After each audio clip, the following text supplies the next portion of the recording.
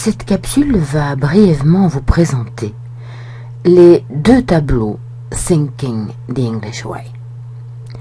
Avec le premier tableau, vous visualiserez comment conjuguer les verbes au présent et au passé. Nous l'appellerons le tableau des temps. Avec le second tableau, vous visualiserez comment structurer vos phrases pour exprimer un point de vue. Nous l'appellerons le tableau des lentilles. Nous allons vous montrer comment les utiliser. Comme je l'explique dans la vidéo intitulée « Les différences entre le français et l'anglais », pour penser comme le fait un anglophone, vous devez simplifier la façon dont vous vous exprimez en français et construire des phrases structurées simplement sujet-verbe. Vous commencez donc par identifier et placer le sujet de la phrase. Vous avez ensuite deux possibilités qui détermineront le choix du tableau à utiliser. Soit vous exprimez un fait, présent ou passé, soit vous exprimez un point de vue. Pour exprimer un fait présent ou passé, nous allons utiliser le tableau des temps. La ligne allant de gauche à droite est la ligne du temps. Le bonhomme qui parle sur cette ligne se trouve au présent. La partie de ligne qui commence où se trouve le bonhomme et continue dans le futur à la couleur verte. Vert, j'espère, c'est la couleur de tout ce qui est encore faisable. Nous sommes dans la sphère de temps présent-futur, tout ce qui est encore faisable. La partie ligne qui se trouve avant le bonhomme à la couleur jaune.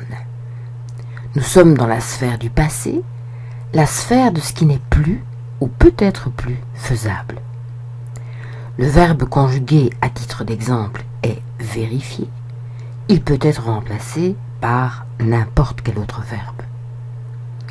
Ainsi, lorsque vous dites « J'ai commencé à travailler dans cette entreprise il y a 10 ans » ou « Il y a 10 ans que j'ai commencé à travailler dans cette entreprise », et commencer correspond à un moment précis du passé. Vous pouvez sous-entendre à ce moment-là, il est indiqué sur le tableau par un point rouge. Dans ce cas, l'anglais utilisera le simple past. I started working in that company 10 years ago.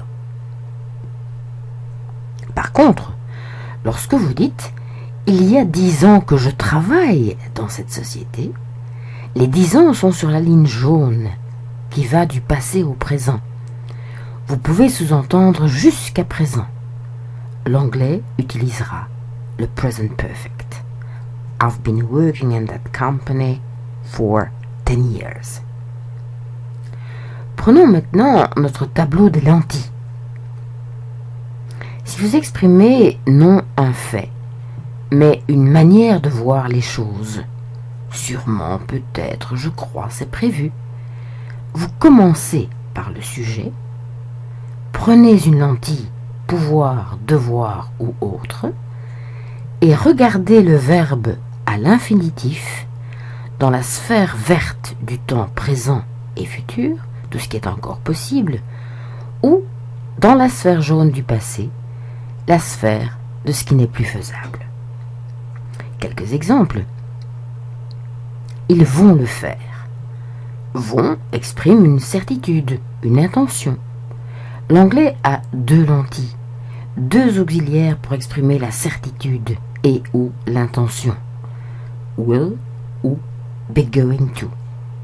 Et au travers de la lentille, vous regardez le verbe dans la sphère de temps présent-futur, la sphère du faisable, de ce qui est encore possible. They will do it, or they are going to do it.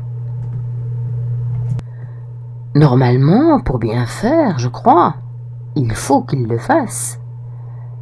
La lentille au travers de laquelle on regarde le verbe est should, devrait, et le verbe se trouve dans la sphère de temps présent ou futur. They should do it. Normalement, pour bien faire, je crois, ils auraient dû le faire. La lentille au travers de laquelle on regarde le verbe est à nouveau should, devrait. Mais le verbe se trouve cette fois dans la sphère de temps passé. They should have done it. Normalement, il est prévu qu'ils le fassent. La lentille au travers de laquelle on regarde le verbe est be supposed to, c'est-à-dire être censé. Et le verbe se trouve dans la sphère de temps présent-futur. They're supposed to do it. Normalement, ils auraient dû le faire, c'était prévu. La lentille au travers de laquelle on regarde le verbe est encore be supposed to, was supposed to, était censé, et le verbe se trouve dans la sphère de temps passé. They were to have done it.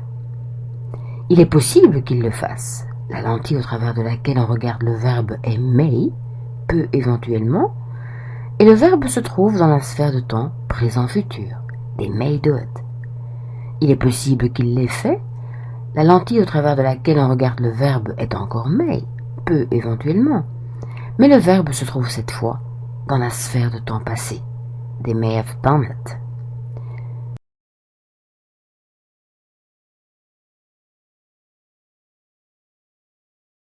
Ceci est le tableau qui synthétise tous les auxiliaires, toutes les lentilles, à travers lesquelles vous pouvez regarder un infinitif présent ou passé en anglais.